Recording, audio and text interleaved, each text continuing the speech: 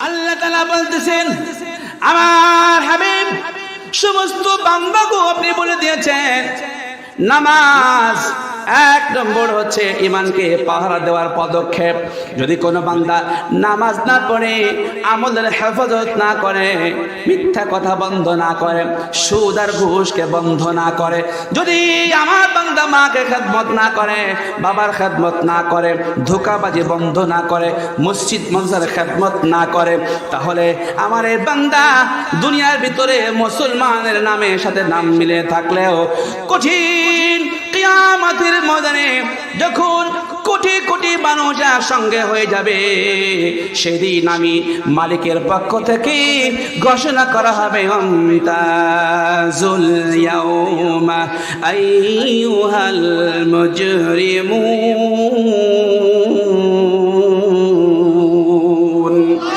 আল্লাহ পাক ডেকে বলবে, ও বেনামাজি, দুনিয়ার জীবনে তুমি নামাজের সঙ্গে সঙ্গে একই সমাজে বসবাস করেছ, আজকে কঠিন কিয়ামতের ময়দানে তুমি নামাজীদের কাতারে দাঁড়াইতে পারবে না। আজ ভাগ হয়ে যাও, আজ তুমি নামাজি জান্নাতি বাংলাদেশ থেকে তুমি আলাদা হয়ে যাও, জাহান্নামীদের কাতারে তুমি দাঁড়িয়ে যাও, তোমার আজকে নেককারদের সঙ্গে থাকার কোনো অনুমতি নাই। আল্লাহ পাক দেখে বলবেন, এরকম বেনামাজি মুসলমান হওয়ার পরেও যার আমল খারাপ ছিল, এই মানুষগুলো জাহান্নামীদের কাতারে দাঁড়াবে। আর কাফিররা সে তো আগের থেকে জাহান্নামের কাতারে দাঁড়িয়ে গেছে। আমার ভাইরা খুব ভালো করে শুনবেন, কিয়ামতের ময়দান কত কঠিন হবে রে ভাই। আমার জীবন দুনিয়ার ছোট্ট জীবনের একটু আনন্দ আশায় আমরা সব ভুলে গেছি। একটা সুন্দর মেয়ের জন্য পাগল হয়ে সব ভুলে গেছি, স্ত্রীর পাগল হয়ে মা বাবাকে ভুলে গেছি, সন্তানের ভালোবাসায় আব্বা আম্মাকে ভুলে গেছি, একটু টাকা কামায়ের লোভে বুড়ি হালাল হারাম ভুলে গেছি। আল্লাহ পাক বারবার দেখে বলে, রে বান্দা, তোমাকে আমি এই জন্য দুনিয়ার ভিতরে পাঠাই নাই, তোমার যে কোনো সময় তোমার এক্সপায়ারি হয়ে যাবে, দুনিয়ার হায়াতের সময় শেষ হয়ে যাবে, তোমার সামনে হয়ে যাবে আজরাইল। আজল হাজির হয়ে গেলে কারো সামনে থেকে আর খালি হাতে ফিরে যায় না। আল্লাহ নবীর সামনে এসে আজরাইল কি খালি হাতে গেছে? নবীর জানটাও নিয়ে গেছে। ইয়াতিম নবী, আমার ইয়াতিম নবী, আমার কষ্টের নবী, উম্মতের জন্য পেটে পাথর বাঁধার নবী, তায়েফের ময়দানে উম্মতের জন্য হাজার হাজার পাথর লাগা সহ্য করনেওয়ালা নবী, নবী জান কবজের যন্ত্রণা সহ্য করতে হয়েছে, নবীজি সাকরাতুল মউত সহ্য করতে হয়েছে। সেই নবীজি জান কবজের সময় ডেকে ডেকে বলে, আয়েশা আসেনি তোমার কাছে পানি, একটু আমাকে পানি দাও। নবীজি পানির ভিতরে বারবার হাত ভিজা চেহারার উপরে ফিরে আর বলে, হায় রে মৃত্যুর যন্ত্রণা। এই যন্ত্রণা নবীজি সহ্য করেছে, কখন যেন আপনার আমার এই সময় সামনে এসে যায়, আল্লাহ হাজির হয়ে যায়। আর আজরাইল হাজির হয়ে গেলে কারো কৈফত মানবে না, ঠিক কিনা বলেন? ওই যে আপনাদের পুরাণকালে একটা গজল আছে না, কি যেন, আজরাইল আসিলে কোনো কৈফত চলবে না। আমার ভাইরা, আল্লাহ তাআলা বলতেছেন, ও আমার বান্দারা, তোমার এই জিন্দেগিতে সামান্য টাকার জন্য, সামান্য দুনিয়ার প্রেম ভালোবাসার জন্য তোমরা পরকালকে বলে গেছো, কিয়ামতকে বলে গেছো। টাকাও না, কোরআনে কারিমের ভিতরে সূরা হজের 1 নম্বর আয়াতের মধ্যে আল্লাহ পাক ডেকে বলেছেন, ও মা নবী, একটু তাকান না, কোরআনে কারিমের ভিতরে আল্লাহ পাক ডেকে বলেছেন, তারাহুম সুকারা, আপনি দেখবেন হাসরবাসীদেরকে তাকায় দেখবেন তারা মাতালের মতো হয়ে গেছে, তারা পাগলের মতো হয়ে গেছে। নবীজি ডেকে বলবেন, মালিক ওদেরকে কেন পাগলের মতো দেখা যায়? পাগলামি করে কেন? ওরা কেন মাতালের মতো করতেছে? আল্লাহ পাক ডেকে বলে, ও আমার নবী, ওরা আসলে পাগল নয়। ওমা হুম বিসুকারা, ওরা আসলে মাতাল নয়, ওরা আসলে পাগল নয়। ও আল্লাহ, পাগল নয়, মাতাল নয়, তাহলে ওরা এমন করতেছে কেন? আল্লাহ পাক বলে, ওয়ালাকিন্না আযাবাল্লাহি শাদীদ।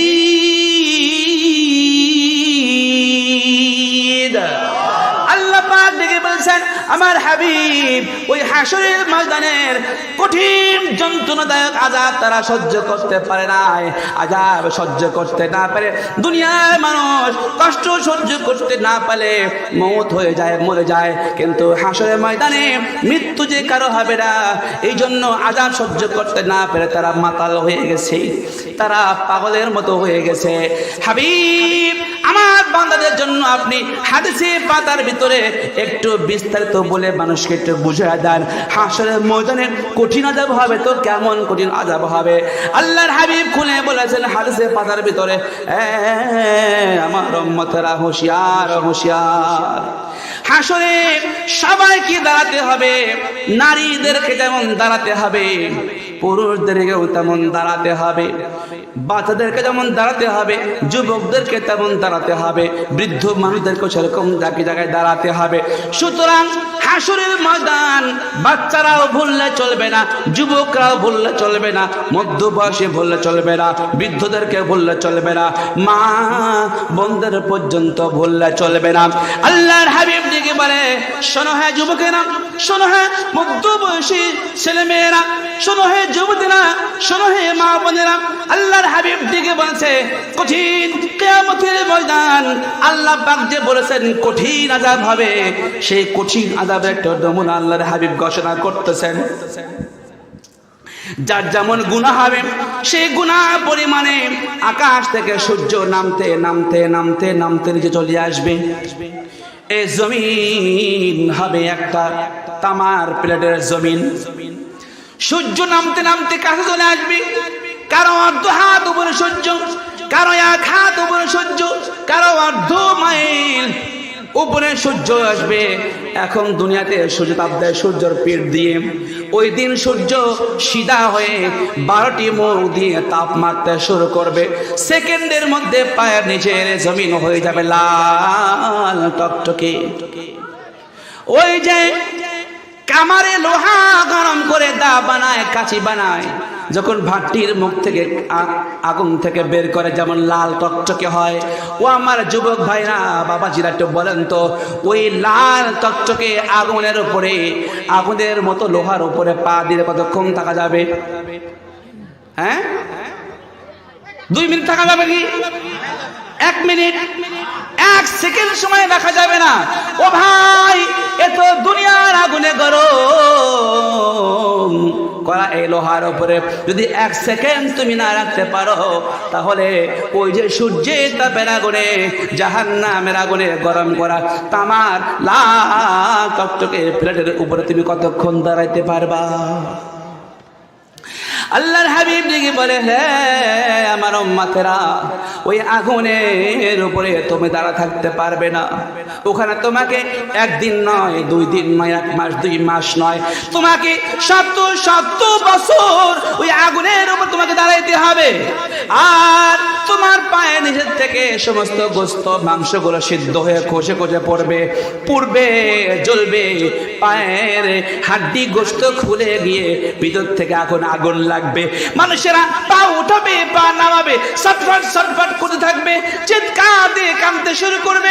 আল্লাহ পাক ডেকে বলবেন, খবরদার, আজকে হাসরের ময়দানে আওয়াজ করার জন্য কারো অনুমতি নাই।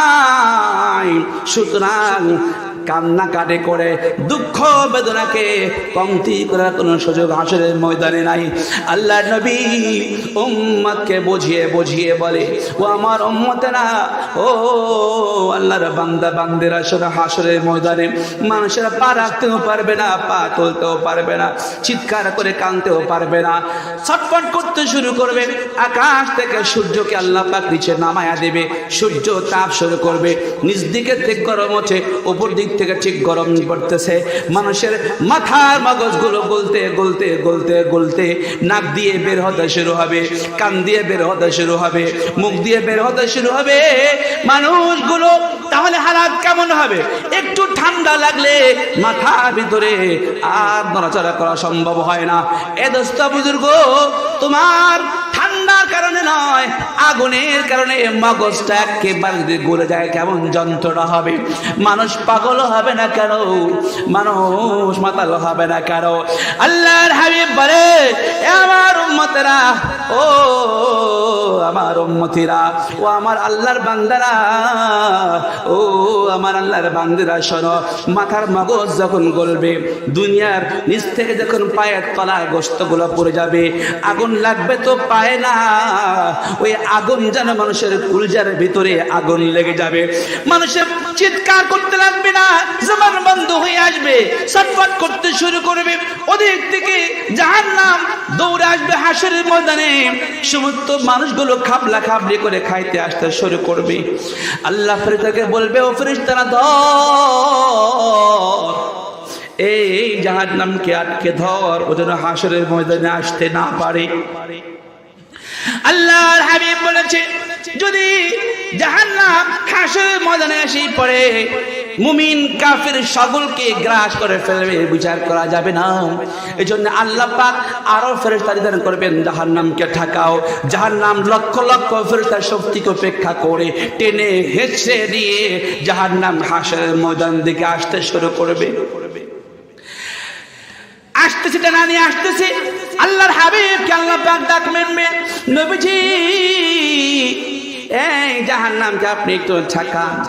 মাবুদ, জাহান্নামকে কেমনে ঠেকাবো?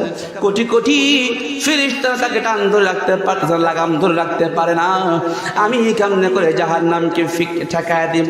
আল্লাহ পাক বলেন, নবীজি, একটু আপনি হাতটা আমার দিকে লম্বা করুন। নবীজি হাত লম্বা করবেন, নবীজির চোল ভরে এক চোল পানি আল্লাহ পাক নবীজিকে দান করবেন। আর বলবেন, নবীজি, এক চোল পানি আপনি জাহান্নামের দিকে ফিকে মারুন। আল্লাহ বলে, নবীজি দেখি, বলে, মালিক, এত বড় জাহান্নামে লেলিহান শিখাওয়ালা আগুনওয়ালা, এত বিশাল বড় আগুনের মধ্যে এক চোল পানি কি কাজ করবে? নবীজি ডেকে ডেকে বলে, মাবুদ, এই আগুনের ভিতরে এই এক চোল পানি ফিকে মারলে আগুনের কাছে যাওয়ার আগেই তো পানি শুকিয়ে যাবে। মালিক ডেকে বলে, ও নবীজি, যা করতে বলেছি তাই করুন, দেখুন এই পানির কি খেলা। আল্লাহু আকবার বলেন। আল্লাহ নবী এক চুল পানি জাহান্নামের দিকে ফিকে মারবেন, ফিকে মারার সঙ্গে সঙ্গে কিতাবে লেখে ওই জাহান্নাম জায়গায় অর্ধেক নিস্তেজ হয়ে যাবে। আল্লাহু আকবার জোরে বলুন। আল্লাহ নবী অবাক হয়ে যাবে, মালিক, এই কোন অবাক করা আপনি কুদরতি পানি আপনি আমাকে দান করলেন। এক চোল পানিতে কোটি কোটি ফেরেশতা শক্তি যেখানে অক্ষম হয়ে যায়, এক চোল পানি সেখানে কামিয়াব হয়ে গেল। কিসের পানি আপনি আমাকে দিয়েছেন? আল্লাহ পাক ডেকে বলে, আমার নবীজি, আমার হাবিব, এটা কোনো কুদরতি পানি নয়, এটা কোনো অলৌকিক কোনো পানি নয়। এই জাহান্নামের ভয়ে আপনার উম্মতেরা, আখিরি জামানার উম্মতেরা দুনিয়ার মধ্যে মুনাজাত করে করে গুনার ভয়ে ভয়ে, জাহান্নামের ভয়ে ভয়ে যে চোখের পানিগুলো ঝরিয়েছে, আমার কুদরত দিয়ে সকল পানিগুলোকে আমি সংরক্ষণ করেছিলাম। এই জাহান্নামের ভয়ে এক ফোঁটা পানি চোখ দিয়ে বের করলে তার জন্য আপনি ওয়াদা করেছেন জাহান্নাম তার জন্য হারাম। যে উম্মতের জন্য জাহান্নামকে হারাম করে চোখের পানির জন্য ওই পানি আমি আল্লাহ পাক সংরক্ষণ করেছিলাম। এটা কোনো উন্নতি পানি নয়, এটা হচ্ছে আপনার উম্মতের চোখের পানি। যেরকম সুবহানাল্লাহ।